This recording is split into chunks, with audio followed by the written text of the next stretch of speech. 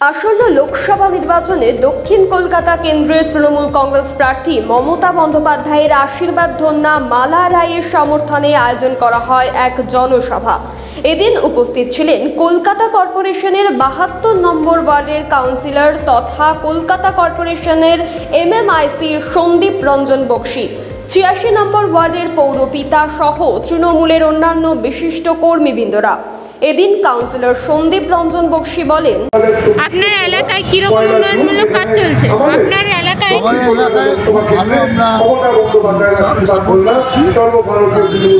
আমাদের কংগ্রেস প্রধান এরিয়া আর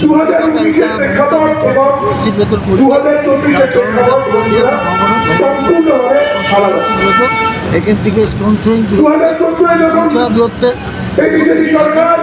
এখানে আসন্ন মাঝে মাঝে ঘোরা জায়গাটা আমাদের পুরোপুরি মমতা বন্দ্যোপাধ্যায়। আমরা বন্দ্যোপাধ্যায় গেল প্রায় 3.5 আগে তো বেশি ভোটে আশা রাখছি 2000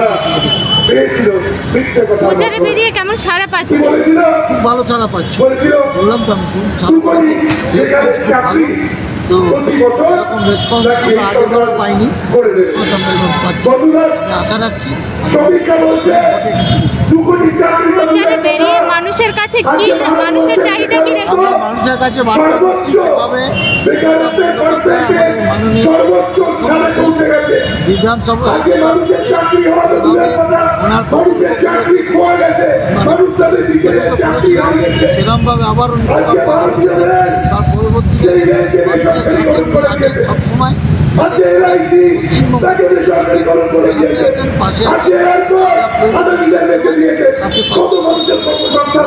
এটা